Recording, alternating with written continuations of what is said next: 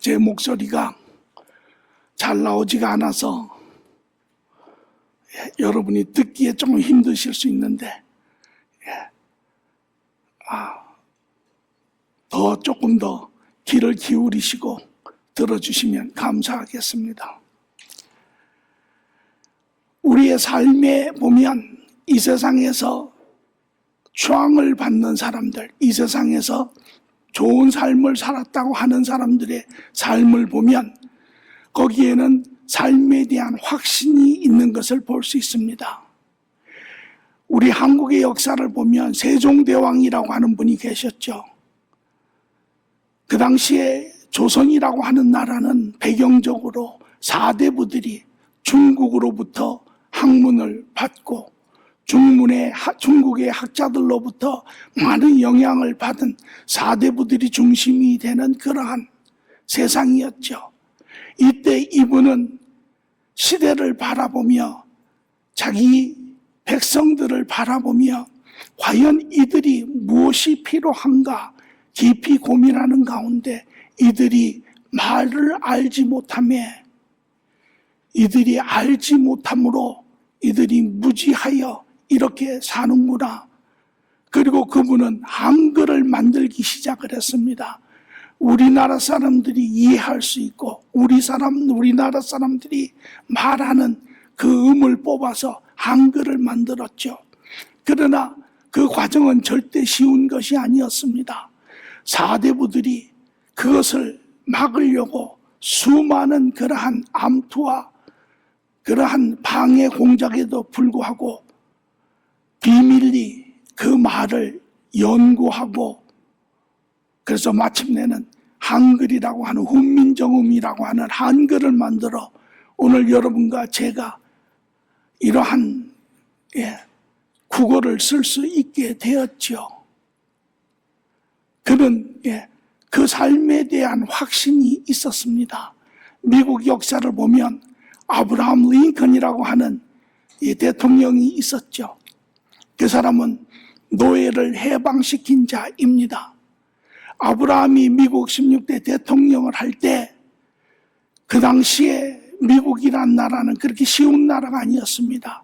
13주가 연합이 되어서 국회를 만들고 있었는데 대부분의 사람들이 소작인들을 부리는 노예를 부리는 그러한 지주들이었지요.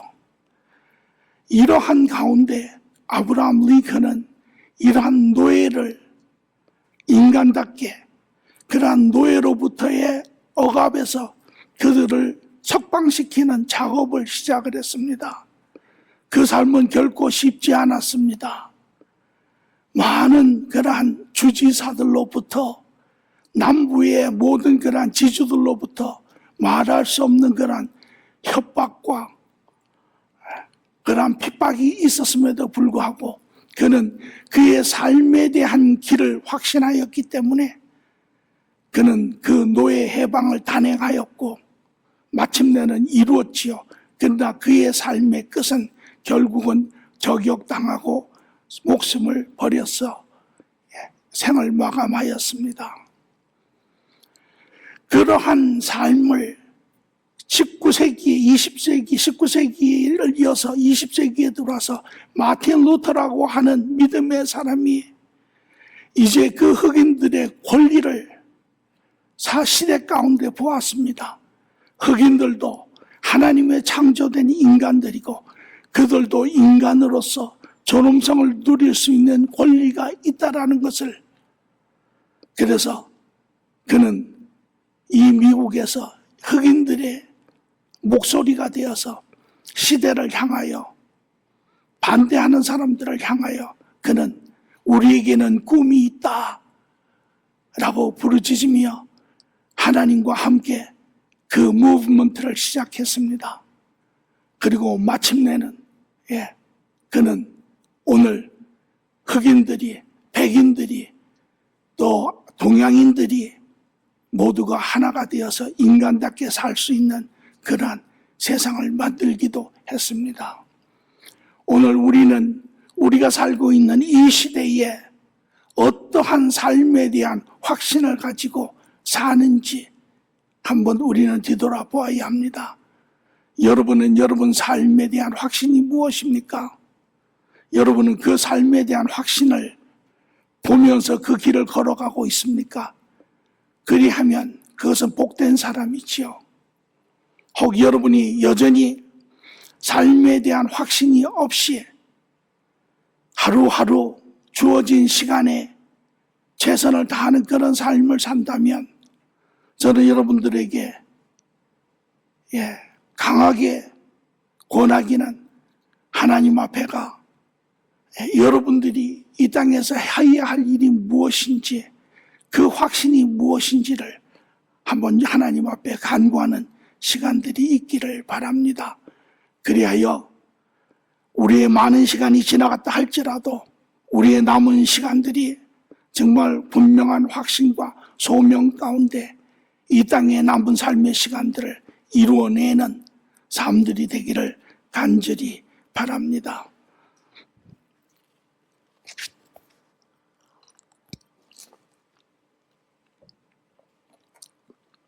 오늘 우리는 말씀을 통하여 그러한 삶을 산 자들의 이야기를 보고자 합니다. 마태복음 17장 5절에서 13절의 말씀입니다. 같이 읽도록 하지요. 호련히 빛난 구름이 그들을 덮으며 구름 속에서 소리가 나서 이르시되 이는 내 사랑하는 아들이요 내 기뻐하는 자니 너희는 그의 말을 들으라 하시는지라. 제자들이 듣고 엎드려 심히 두려워하니 예수께서 나와 그들에게 손을 대시며 이르시되 일어나라 두려워하지 말라 하시니 제자들이 눈을 들고 보매 오직 예수 외에는 아무것도 보이지 아니하더라. 그들이 산에서 내려올 때에 명하여 이르시되 인자가 죽은 자 가운데서 살아나기 전에 본 것을 아무에게도 이야기하지 말라 하시니 제자들이 들어 이르시되 그러면 어찌하여 서기관들이 엘리야가 먼저 와야 하리라 하나이까. 예수께서 대답하여 이르시되 엘리야가 과연 먼저 와서 모든 일을 회복하리라. 내가 너희에게 말하노니 엘리야가 이미 왔으니 사람들이 알지 못하고 임의로 대우하였도다. 인자도 이와 같이 그들에게 분한을 받으리라 하시니 그제야 제자들이 예수께서 말씀하신 것이 세례 요한인 줄 깨달으니라. 아멘. 우리가 지난 몇 주에 걸쳐서 말씀을 보고 있지요. 배경을 간단하게 설명하면 제자들은 예수님을 3년간 따라다녔습니다. 그들이 가지고 있는 기대감은 메시아지요. 메시아가 속히 오셔서 그들을 이스라엘의 옛 그러한 영광을 회복하는 것, 로마 제국으로부터 해방시키는 것, 종교의 모든 면에서 자유케 하는 것, 이것이 유대인들이 기다리는 그러한 기대감입니다. 예수님이 오셨고 예수님이 가르치시고 이적과 기적을 드러내시고 하나님 나라를 선포하셨습니다. 제자들은 그 예수님을 그 예수님이 바리새인들 자기들의 종교적인 스승인 바리새인들이 가르친 그러한 메시아와 부합되지 않았습니다. 그럼에도 불구하고 예수님께서 가르치시고 보이시는 것이 너무도 부인할 수 없음에 그들은 예수님을 쫓아 3년을 지냈습니다. 3년을 지난 후에 그들이 듣고 보고 배운 모든 것과 더불어 하나님의 은혜 가운데 마침내는 예수 그리스도가 그들에게 약속된 메시아임을 그들은 확인했습니다. 너무 기뻤지요. 기쁨과 더불어 그들의 기대감은 더욱더 확실해졌습니다. 이제 메시아가 이 땅에 오셨으니 이제 그가 할 일은 바로 하나님의 나라를 회복하는 일이다. 이것이 그들이 가지고 있는 기대감이었습니다. 마침내 우리는 로마로부터 해방이 되고 우리는 이 땅에 가장 뛰어난 민족으로 국가로 우뚝 서서 하나님의 영광을 드러내며 우리는 그 영광을 누리리라. 이것이 제자들의 기대감이었습니다. 그러나 예수님은 그들에게 그렇게 가르치지 않습니다. 이제 내가 예루살렘에 갈 텐데 내가 예루살렘에 가서 고난을 받고 내가 십자가에 죽을 것이니라. 그렇게 이야기를 하시고, 물론 그 후에 3일 후에 내가 다시 살아나리라.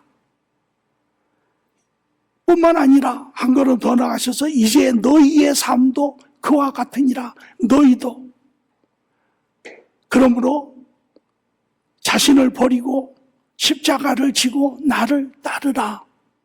다시 말하면 예수님은 이렇게 이야기하시는 것이죠. 이제 내가 사는 삶은 이 땅에서 영광을 누리는 삶이 아니라 이 땅에서 고통을 이겨내는 삶이니라.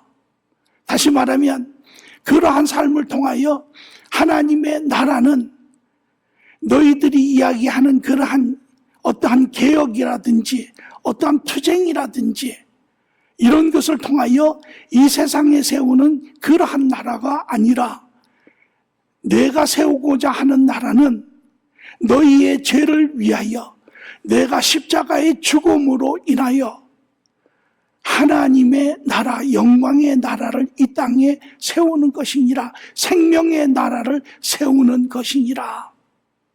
그러므로 나에게 속한 너희도 나를 함께 동행하는 너희의 이 땅의 삶도 그것은 영광을 누리는 삶이 아니라 사람들로부터 칭찬받고 박수받는 그러한 삶이 아니라 너희가 세상이 기대하는 그러한 삶을 버리고 세상에서 배운 그러한 것을 내려놓고 너희의 정욕과 욕망대로 사는 그러한 삶을 내려놓고 하나님의 뜻을 쫓아 가는 삶, 그 비록 그것이 핍박이 되지만 그렇게 사는 삶이니라. 그것이 너희의 삶의 바른 모습이고 그렇게 사는 자가 나와 더불어 이 땅에 하나님의 나라를 완성하느니라. 그렇게 이야기를 하십니다. 우리는 지금 이 시대에 살고 있는 사람은 우리는 하나님의 말씀을 듣고 읽고 우리는 그 말에 대해서 만약에 오늘 우리가 2000년 전으로 옮겨져서 그 이야기를 들었다면 주님 맞습니다. 그리고 우리는 박수를 쳤겠죠. 그러나 2000년 전에 유대인들은 성경이 구약밖에는 없었죠. 그들은 이러한 내용을 다 알지 못했습니다. 오히려 예수님이 말씀하신 그 진리의 말씀이 그들에게는 근심이 되고 부담이 되고 그러한 상황이었죠. 이때 예수님께서 그들의 마음을 아시고 이제 그들에게 부인할 수 없는 또 하나의 분명하고 확실한 증거를 주시는데 그것이 바로 예수님의 재림입니다. 예수님의 재림은 아직도 이루어지지 않았죠. 그러나 그 당시에 예수님은 자기의 재림의 모습을, 부분적인 재림의 모습을 제자들에게 보여주십니다. 그로 말미암아 제자들이 흔들리지 않고 흔들리는 혼란스러운 부분이 있다 할지라도 그 부인할 수 없는 확실한 증거를 가지고 그들이 잘 이겨낼 수 있도록 하시는 것을 봅니다. 그 후에 제자들은 시간이 좀 지난 후에 이제 마침내 그 모든 것을 다 이해하게 되죠. 오늘 이러한 제자를 세우시는 주님의 모습을 우리는 함께 보고자 합니다. 지난번에 우리가 두 가지의 증거를 보았습니다. 첫째는 바로 예수님 본인이 그들에게 증거를 보여주셨습니다. 예수님이 그들과 있을 때 인간으로 계셨지만 그분은 원래 하나님의 아들이신 그분, 인간의 몸을 입고 이 땅에 오셔 인간처럼 사셨던 그분이지만 그러나 그분의 모든 신성, 하나님됨은 인간의 그러한 육신 안에 숨겨져 있었지만 예수님이 그분의 능력에 따라, 그분의 원하심에 따라, 그분의 필요에 따라 그분의 육신의 모습을 내려놓는 그 순간 그분의 원래의 신성의 모습, 하나님의 모습, 재림주의 모습이 그들에게 드러난 것을 우리는 보았습니다. 제자들은 놀라기도 하고 경이스럽기도 하고 즐겁기도 하고 어쩔 줄을 몰랐죠. 뿐만 아니라 그 영광 가운데 서 계시는 그 하나님의 모습인 예수 그리스도의 모습 가운데는 엘리야와 모세가 같이 있었습니다. 그리고 물론 엘리야와 모세는 예수님을 섬기는 선지자로서 있었겠죠. 그것을 통하여 바로 모세는 구약의 율법을 대표하는 자, 엘리야는 선지자를 대표하는 자, 그래서 율법과 선지자가 대표되는 것이 바로 구약입니다. 그래서 구약은 우리는 그것을 구약이라고 하지만 유대인들은 율법서, 선지자서 합쳐서 율법과 선지자서라고 이야기를 하는 것입니다. 그래서 구약의 모든 것, 다시 말하면 유대인들이 가지고 있는 성경 전체가 그들에게 말하기를 너희가 알지 못하느냐, 너희가 읽는 성경이 무엇이라 하더냐, 그것이 바로 모세와 선지자가 아니냐, 그들이 하는 것이 무엇이냐, 그들이 하는 내용은 너희들이 바로 보면, 눈을 열고 그 안을 보면 그것이 바로 예수 그리스도가 누구인지를 이야기하느니라. 그가 누구이시며 그가 어떻게 이 땅에 오시며 그가 이 땅에 와서 어떠한 사역을 하시며 그가 어떻게 하나님의 나라를 이루는지를 너희가 알게 되리라.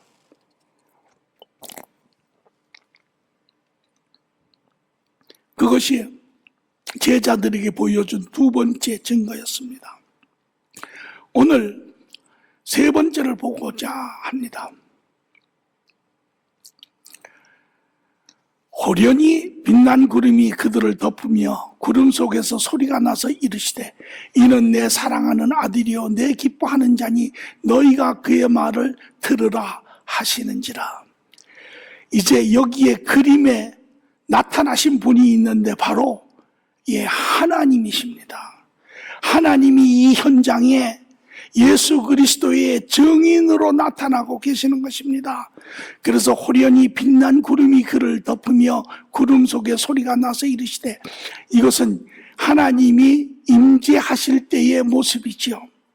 구약에서도 하나님이 임재하실 때, 성막에 임재하실 때, 솔로몬 성전에 임재하실 때 하나님의 구름이, 영광의 구름이 성전에 가득하니 샤케나 하나님이라고 이야기하죠.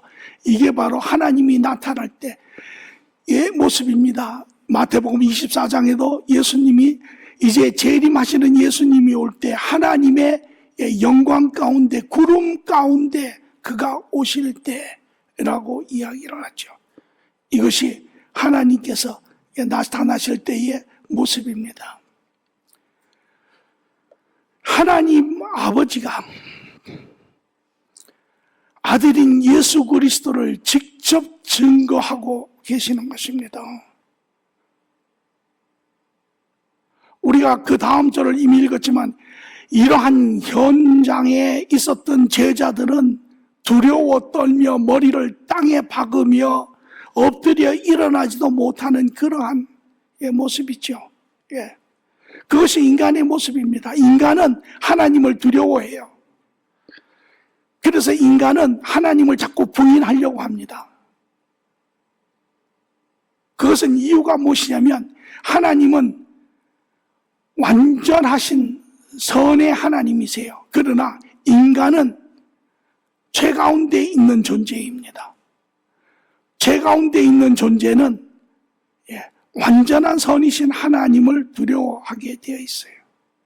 그래서 성경의 전체를 보면 또 우리 모두가 경험하신 분들도 있겠지만 하나님을 경험하면 우리는 두려워합니다. 왜냐하면 그분은 완전한 선의 사랑의 하나님이시기도 하지만 그분은 완전한 공의의 하나님이시기도 하기 때문에 그렇습니다. 그분은 우리의 죄를 심판하시는 하나님이시기도 하기 때문에 그렇습니다. 그래서 죄 가운데 살았던 우리는 하나님의 이야기를 들으면 두려워하고 듣기를 원치 아니하고 우리 삶에서 밀어내려고 하는 버릇이 있습니다. 그러나 비록 우리가 죄인이었지만 하나님의 은혜로 그리스도를 통하여 죄사함을 받은 그러한 자는 여전히 우리가 완전하지 못하지만 여전히 우리가 때때로 원치 않던 실수도 하지만 그럼에도 불구하고 그 하나님 앞에 나아가기를 우리는 두려움 가운데 기쁨으로 받아들이는 자들이죠. 여기에 하나님께서 예수 그리스도를 직접 자기 아들을 증거하고 계시는데 세 가지를 이야기하십니다. 이는 내 사랑하는 아들이요 내가 기뻐하는 자요 그러므로 너희는 그의 말을 들으라. 이렇게 이야기하죠. 내 사랑하는 아들이라는 것입니다. 여러분이 성경을 읽어보시면 아들이라고 이야기하는 대상이 그렇게 많지가 않습니다. 예를 들어서 히브리서 1장 5절을 보면 하나님께서 어느 때에 천사 중 누구에게 너는 내 아들이라 오늘 내가 너를 낳았다 하셨으며 또 다시 나는 그에게 아버지가 되고 그는 내게 아들이 되리라 하셨느냐. 천사도 하나님의 아들이 아니라는 것입니다. 아들이라는 이름은 의미가 아주 중요한 것입니다. 왜냐하면 아들은 미국 표현에 이런 게 있죠. Like father, like son. 아버지와 아들은 동격입니다. 아버지와 아들은 모든 영역에 동등함이 있죠. 우리 한국의 옛날에 이 소설가 중에 발가락이 닮았다 이런 이야기가 있죠. 아마 제가 알기에는 김동희신가 소설가가 쓰셨던 것 같은데 그게 무슨 소리냐면 아버지가 가지고 있는 것을 아들이 가지고 있어요. 그 사람이 아들인 것은 그 아들이 가지고 있는 것을 아버지가 가지고 있기 때문에 그렇습니다. 그래서 하나님이 이런 내 사랑하는 아들이라고 하는 것은 하나님과 동격이라는 것입니다. 그것을 우리가 어디서 찾아볼 수 있냐면 빌립보서 2장 6절 7절에 보니 그는 근본 하나님의 본체시나 하나님과 동등함을 취할 것으로 여기지 아니하고 오히려 자기를 비워 종의 형체를 가지사 사람과 같이 되셨고 하나님과 동격이시라는 것입니다. 이는 내 사랑하는 아들이라 이는 바로 하나님이에요. 그래서 우리가 예수님을 성자, 아들, 하나님이라고 이야기를 하죠. 바로 하나님이라는 것입니다. 또 성경 전체를 통해서 아들이라고 쓰고 있는 부분이 또 하나가 있는데 그것이 바로 누구냐면 성인, 거듭난 그리스도인들을 가르쳐 아들이라고 이야기하죠. 그래서 그것을 양자라고 이야기를 합니다. 그리스도를 통하여 아들이 되었다. 원래 아들로 지었지만 죄로 인하여 하나님과 관계가 끊어졌던 우리를 예수 그리스도를 통하여 다시 우리를 하나님의 아들로 회복시키는 것이죠. 그래서 로마서 8장 15절에 보면 너희 안에 그리스도의 영이 있으면 너희는 그리스도의 하나님의 양자라. 양자면 그리스도와 함께 후사라 되었다라고 이야기를 하죠. 성경의 이 두 예수 그리스도와 예수 그리스도로 인하여 하나님의 자녀가 된 우리 이외에는 아들이라고 부르는 영역이 없습니다. 그래서 하나님은 제자들에게 직접 오셔서 바로 예수 그리스도의 신성을 이가 바로 하나님인 내 아들이다라고 보여주고 계시는 것입니다. 뿐만 아니라 요한복음 3장 16절에 표현하고 있는 것처럼 하나님이 세상을 이처럼 사랑하사 독생자를 주셨으니 이는 그를 믿는 자마다 멸망치 않고 영생을 얻게 하려 하심이라. 그러한 하나님이 세상 가운데 죄로 인하여 모두 죄 가운데 살고 있는 이 아담의 후손들, 죄를 가지고 태어나 죄 가운데 떨어진 그러한 후손들을 하나님께서 사랑하시고 포기하지 아니하시고 살리시기 위해서 이 예수 그리스도를 이 땅에 주셔서 모든 사람으로 인하여 다시금 그 관계가 생명을 얻을 수 있도록 하시는 것, 이것이 바로 예수님이 메시아됨을, 그가 바로 약속한 선지자 메시아로 이 땅에 오신 것을 하나님이 증거하고 계시는 것이죠.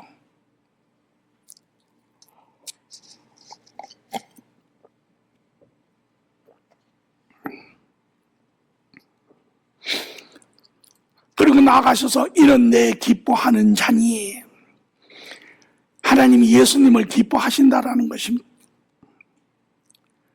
물론 아들이라서 기뻐하는 것도 있죠. 그러나 그것 이상의 것을 이야기하고 있습니다. 요한복음 6장 38절에 예수님이 이 땅에 오신 뜻을 이야기합니다. 내가 하늘에서 내려온 것은 내 뜻을 행하려 함이 아니요 나를 보내신 이의 뜻을 행하리여 함이라. 그 아버지의 뜻을 이 땅에, 왜? 아버지의 뜻이 자기의 뜻이고 자기의 뜻이 아버지의 뜻이기 때문에 거기는 완전한 어그리먼트가 있고 완전한 하모니가 있습니다. 그리고 이 땅에 오셨지요. 그리고 예수님은 이 땅에 오셔서 그 아버지의 뜻을 기쁨으로, 그것으로 인하여 때로는 핍박을 받고 때로는 조소를 받고 때로는 사람들로부터 배척을 당한다 할지라도 그것이 아버지의 뜻임에 그것을 이루어 갔지요. 그래서 요한복음 15장 10절에 11절에 예수님은 이것을 이렇게 표현합니다. 내가 아버지의 계명을 지켜, 계명의 아버지의 뜻, 아버지의 길이라고, 그의 사랑 안에 거하는 것처럼 너희도 내 계명을 지키면, 내 말을 지키면, 내 계획을 이루면 내 사랑 안에 거하리라.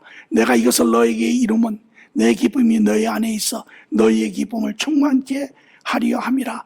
여기에도 보면요, 여러분, 기쁨이라는 게 지금 우리 안에, 우리는 가끔 그런 이야기 합니다. 기쁨이 별로 없습니다. 예, 사실이죠. 세상에 이런저런 일도 많이 일어나고, 그래서 우리는 기쁨이 많이 소멸이 되고 많지 않을 때가 있죠. 오늘 여기 말씀을 잡아보세요. 어떻게 기쁨을 충만하게 한다고요? 내 기쁨이 너희 안에 있으면 너희의 기쁨이 충만해지라. 그러면 어떻게 예수님의 기쁨이 우리 안에 거합니까? 너희가 내 말에 순종하면, 너희가 나와 함께 동행하면. 오늘 기독교인들의 가장 큰 문제, 기독교인들의 가장 큰 증거가 무엇이냐고, 여러 가지 증거가 있죠. 이런저런 증거가 있습니다. 그러나 제가 요새 생각하는, 묵상하는 것 중에 하나는 기독교인의, 바른 기독교인임을 드러내는 가장 큰 증거는 바로 하나님의 말씀에 순종하는 것입니다. 어떠한 상황과 어떠한 여건에서도 하나님의 말씀을 순종하는 것입니다. 오늘 기독교인들의 가장 큰 문제이기도 합니다. 하나님의 말씀을 순종하지 않습니다. 내 말에 내 이익이 있고 내가 거기에 즐거움이 있고 내가 거기에 나음이 있다고 생각하면 내 길을 택합니다. 오늘 우리가 하나님이 정말 우리의 하나님이시라면, 그분이 내 삶의 주인이라면, 그러한 사람의 가장 큰 특징은 그분의 말씀에 그것이 비록 내게 손해가 되고, 그것이 비록 내가 이해할 수 없고, 그것이 비록 내가 가고자 하는 길과 전혀 다르다 할지라도 그 하나님을 순종하는 것입니다. 이것이 하나님께서 예수님을 기뻐하시는 것입니다. 그가 이 땅에 와 내 뜻을 이루고 내 뜻을 충실하게 성실하게 다 이루어가고 있는 것. 그래서 죽기까지 순종하여 그것이 하나님께 기쁨이 되는 것이죠. 그것은 예수님의 이 땅의 사역을 증거하고 계시는 것입니다. 이는 내 아들이며 너희를 구하기 위하여 약속된 메시아이며 그는 그 땅에 가 성실히 내 모든 계획을 이루어가고 있느니라. 말씀하신 그러므로 너희는 그의 말을 들으라 하시니라. 그러므로 하나님의 말씀을 듣고 순종하라는 것이죠.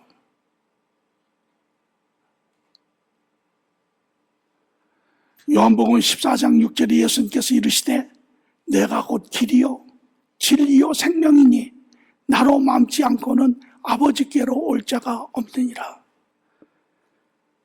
하나님께로 갈 길은 단 한 길밖에 없습니다. 기독교인들이 교만해서도 아니고 폐쇄적이라서도 아니고 단 한 길만 열려 있기 때문에 그렇습니다.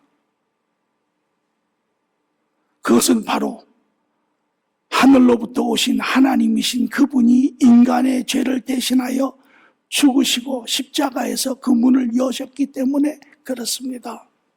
왜 석가는 안 되고 왜 모하мет은 안 되고 왜 다른 신은 안 되고, 여러분 그들은 하늘로부터 온 자가 아니라 그들은 다 인간의 후손들입니다. 그들은 다 자기의 죄로 인하여 다 죽을 자들입니다. 남을 구할 수 없는 자들입니다. 이것만이 우리가 생명으로 다시 돌아갈 수 있는, 하나님의 모든 것의 근원이 되신 그분으로 돌아갈 수 있는 길입니다. 우리는 우리의 길을 알지 못하는 존재입니다. 우리는 인간의 특징이 무엇입니까? 인간의 특징은 부분적이고 제한적이고 죄성적이고 무지적인 존재가 인간입니다. 인간은 한치 앞을 알 수 없습니다. 그래서 오늘날 인간 세계에서 중시 여기는 게 정보죠, 정보. 인간은 수많은 정보를 모아가지고 그 안에서 어떠한 가능성을 보려고 애를 쓰는 존재입니다. 그러나 하나님이 우리에게 이야기하시는 것입니다. 시작과 끝을 지으시고 시간, 시공간을 주관하시는 하나님이, 우리가 가야 하는 옳은 길을 이미 보고 계시는 하나님이 우리에게 이 길로 가라. 그 길이 당연히 맞죠. 어떤 사람이 아리조나 사막에서 길을 잃었습니다.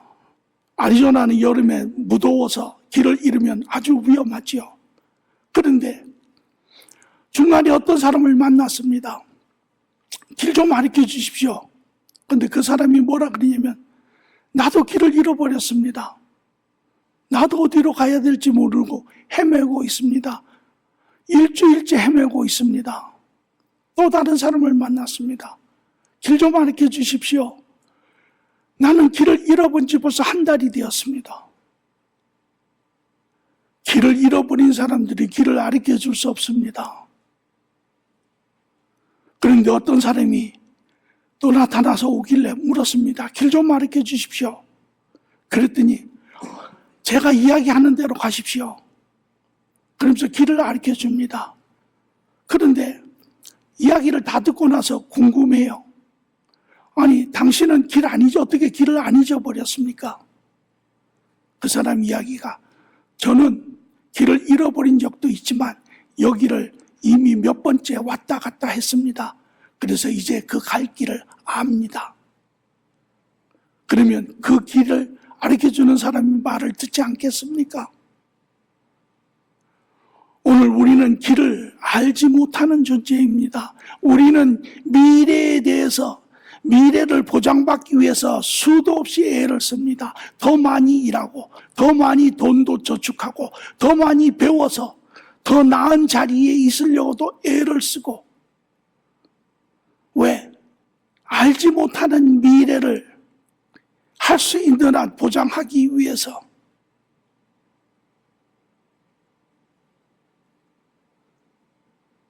그러나 여러분의 미래를 보장할 수 있는 분이 함께 하신다면 그것이 뭐 그렇게 필요하겠습니까? 오히려 우리 사는 것을 더 고단하게 만드는 그러한 일이지요. 이것이 예수님의 명령입니다. 오늘 그러므로 하나님은 그분이 직접 이 땅에 오셔서 그러한 제자들에게 이야기를 하십니다. 너희는 두려워하지 말라. 이는 내 사랑하는 아들이요, 이는 너희를 위하여 약속된 자이며, 이는 이 땅에 내려와 너희가 알아야 할 것을, 들어야 할 것을 보이고 행하고 계시는 자이니라. 그러므로 너희는 이 주님의 말씀을 들으라 라고 이야기하죠.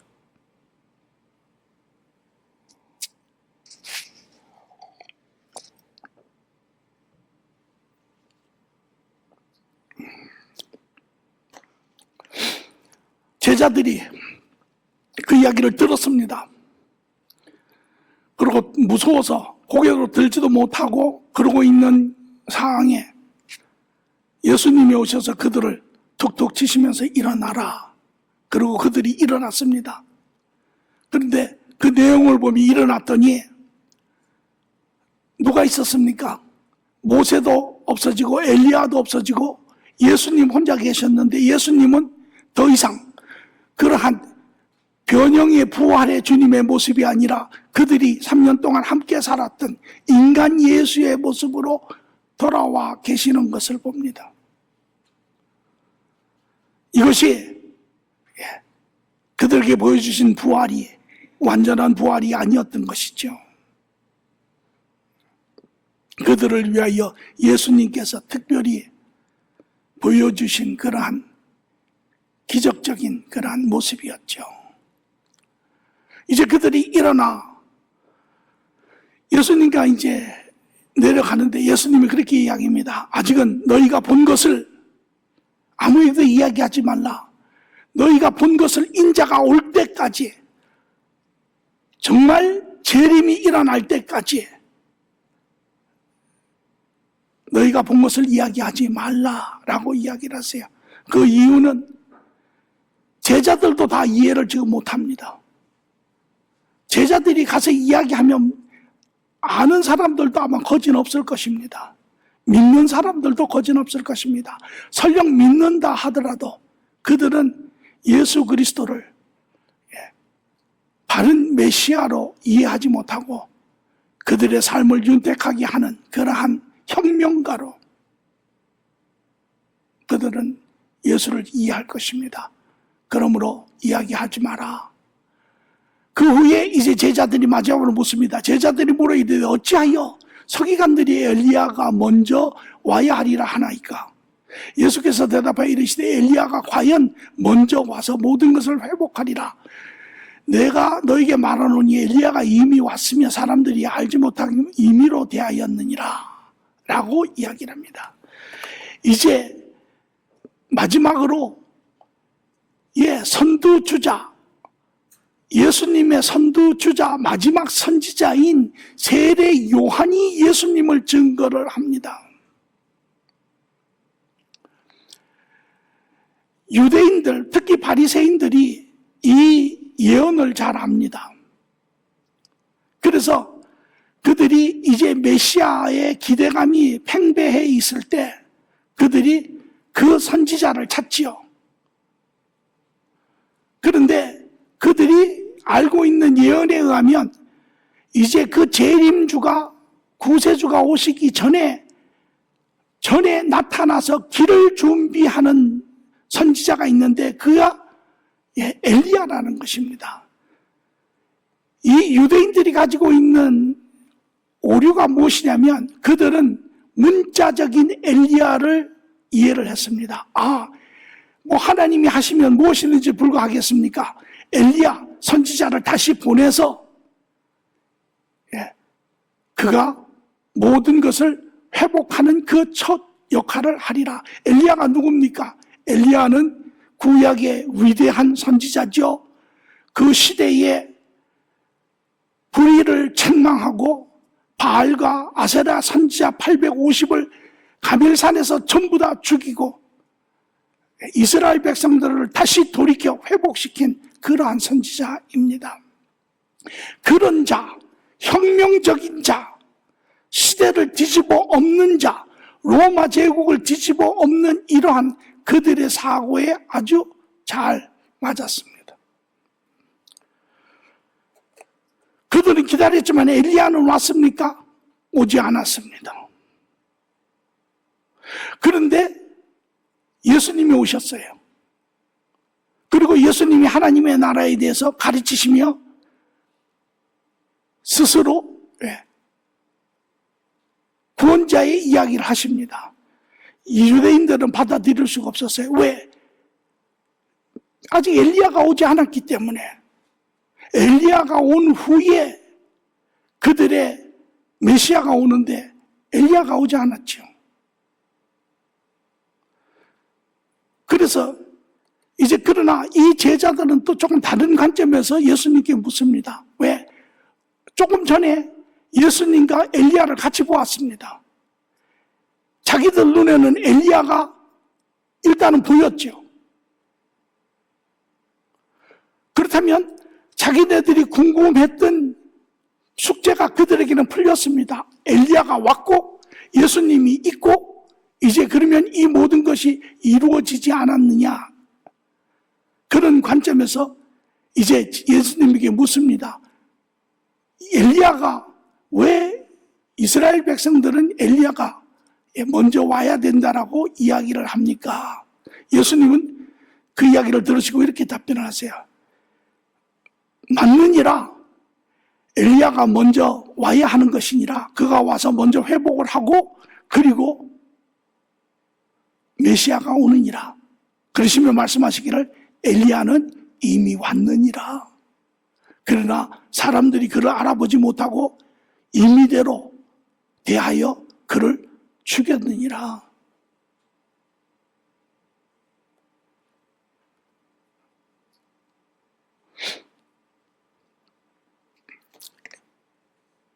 세례 요한이 있었을 때 이스라엘 사람들이 묻습니다. 요한복음 1장 21절에 보니까 그러면 누구냐 너는? 내가 엘리야냐? 세례 요한이 와서 이스라엘에게 요단강에서 그가 이스라엘 백성들을 책망하며 죄를 회개하고 돌이켜 나오라 하여 요단강에서 죄를 사하는 씻음의 세례를 주었죠. 이러한 세례 요한을 보고 이스라엘의 바리새인들이 묻습니다. 넌 누구냐? 네가 바로 우리가 기다리던 엘리야냐? 이르되 그런데 세례 요한은 난 아니라 그렇게 대답을 합니다. 그러면 네가 그러면 엘리야 다음에 올 그 선지자냐? 라고 물을 때 그가 말하기를 나는 그가 아니라 또 그렇게 대답을 합니다. 이것이 이스라엘 백성들이 아주 혼돈스러운 그러한 과정이기도 하지요.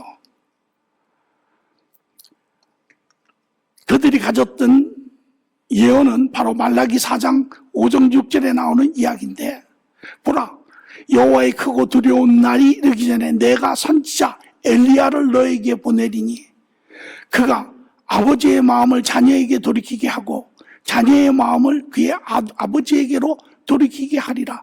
돌이키지 아니하면 두렵건대 내가 와서 저주로 그 땅을 칠까 하노라.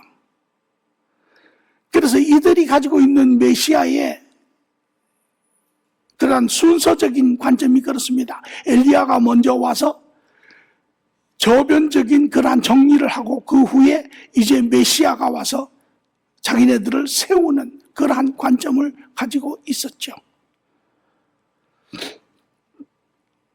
세례 요한은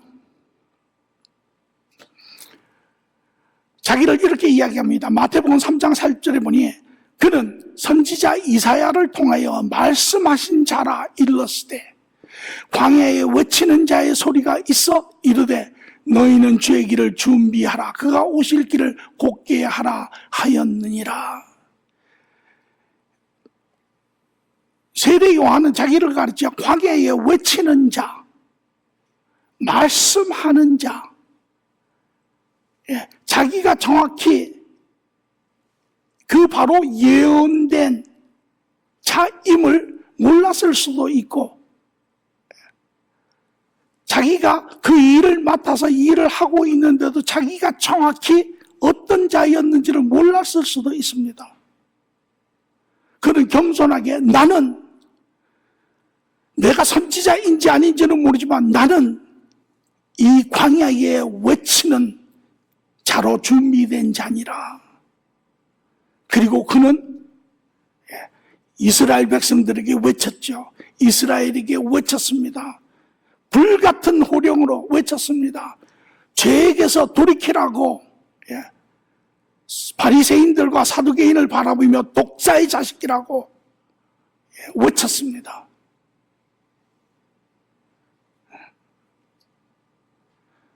마태복음 3장 5절에서 8절을 보니 이때에 예루살렘과 온 유다와 요단강 사방에서 그에게 나와 자기의 죄를 자복하고 요단강에서 그에게 세례를 받더니 요한이 많은 바리새인들과 사두개인들이 세례를 베푸는 대로 오는 것을 보고 이르되 세례를 받으러 온 것이 아니라 구경하러 왔지요. 그 당시에 이들은 종교 지도자들로서 종교뿐만 아니라 사회적인 모든 그러한 기득권을 가지고 있는 자들입니다. 그럼에도 불구하고 그는 말하기를 독사의 자식들아 누가 너희를 가르쳐 임박한 진로를 피하라 하더냐. 그러므로 회개에 합당한 열매를 맺으라 라고 호통을 치는 장면이 나옵니다. 이것이 요한의 사역이었습니다. 예수님이 오실 때까지 한 요한의 사역이었습니다. 또 뿐만 아니라 요한복음 1장 29절에 30절을 보니 이튿날 요한이 예수께서 자기에게 나오심을 보고 이르되 보라 세상 죄를 지고 가는 하나님의 어린 양이로다. 내가 전에 말하기를 내 뒤에 오는 사람이 있는데 정확히 자기도 누군지 몰랐습니다. 나보다 앞선 것은 그가 나보다 먼저 계심이라 한 것이 이 사람을 가리킴이니라 라고 예수 그리스도를 지적하며 그를 요단강가에서 왕이심의 대관식을 세례를 통하여 대관식을 베풀고 있는 자가 바로 이 세례 요한입니다. 그래서 이스라엘 백성들은 문자적인 엘리야를 기다리고 있지만 하나님께서 이야기하시는 이 엘리야는 문자적인 엘리야가 아니라 엘리야의 성령을 가진 자, 엘리야의 심성을 가진 자, 바로 세례 요한인 그가 이 땅에 와서 엘리야가 행한 그 사역을 이루며 그가 바로 예수 그리스도가 이 땅에 오시는 것을 준비하여 길을 여시고 그 예수 그리스도를 이스라엘 백성들에게 소개하는 자입니다.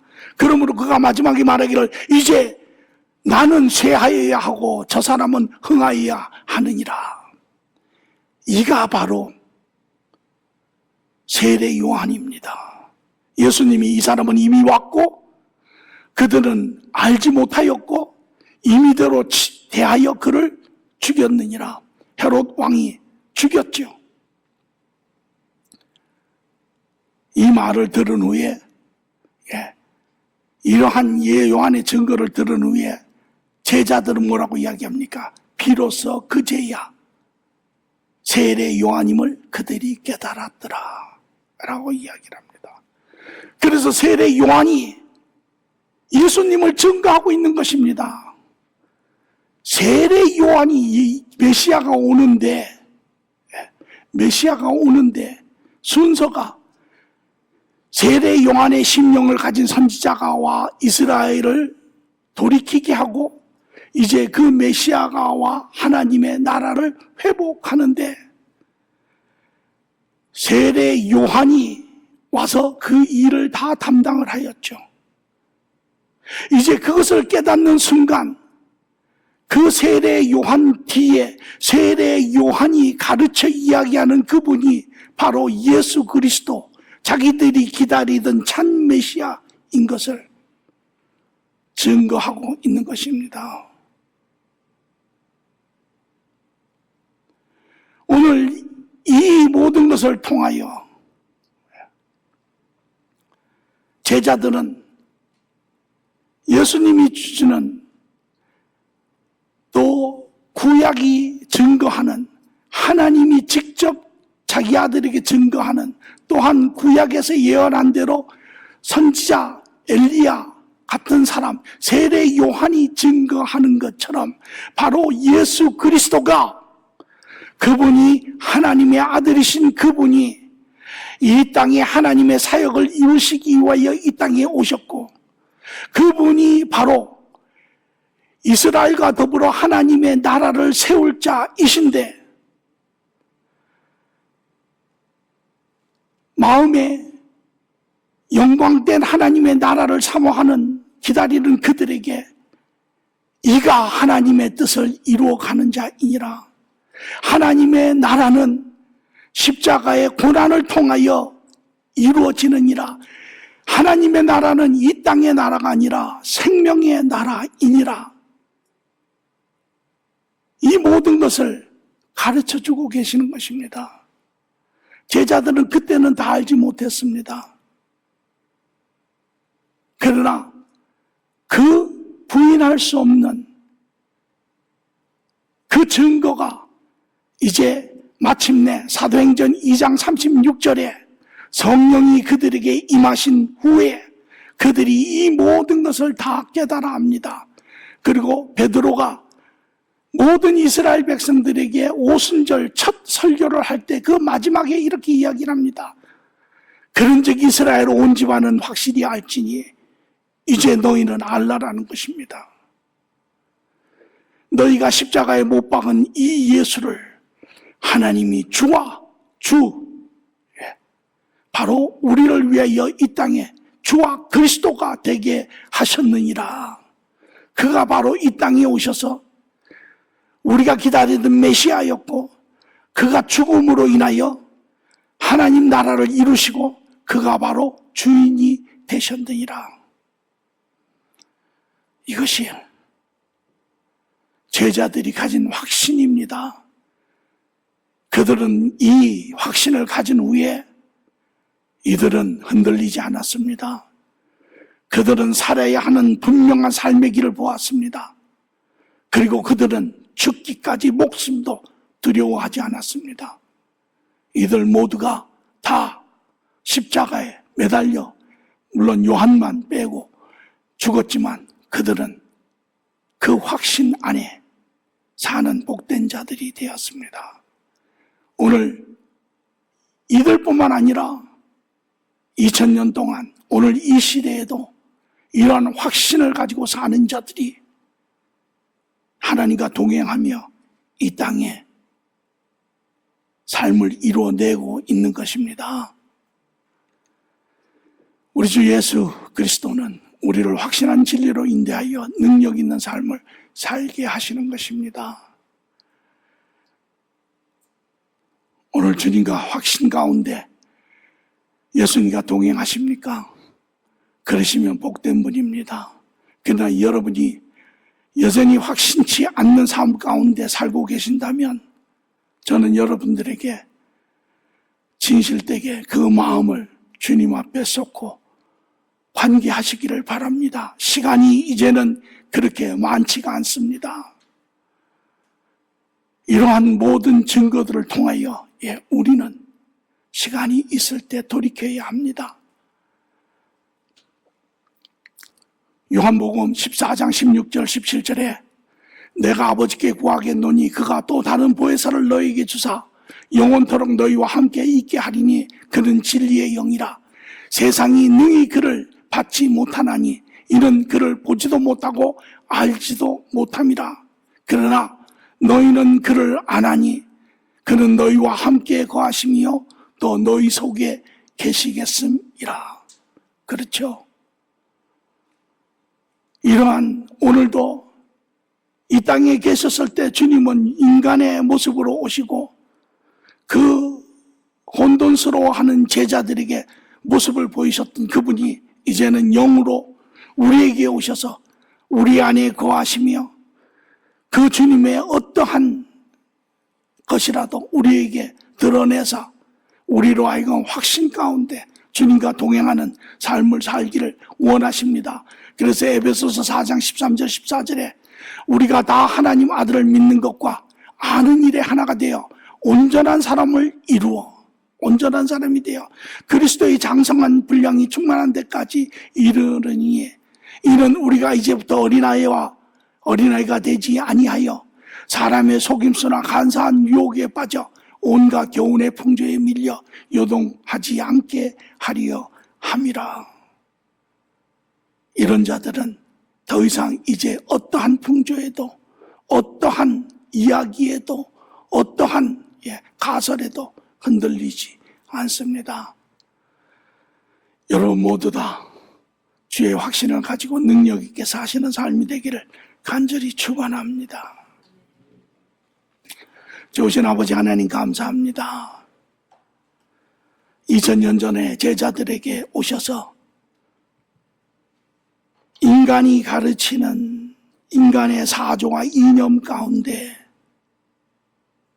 혼돈으로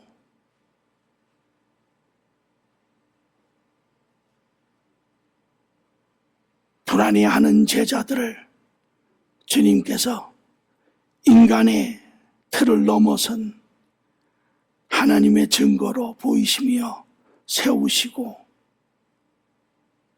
그들의 삶을 바르게 마감하신 주님, 오늘 그리스도로 말미암아 영으로 우리의 삶에 오셔서 우리에게 모든 것을 알게 하시고 모든 것을 보이시고 그로 말미암아 온전한 확신 가운데 우리의 삶을 또 마감케 하시는 주님 감사합니다. 이제 주님 앞에 나아가는 깨인 심령들이 되게 하시고 주의 음성을 듣게 하시고 주님과 복된 동행의 삶이 되게 하여 주시옵소서. 감사함이 예수님의 이름으로 기도합니다. 아멘.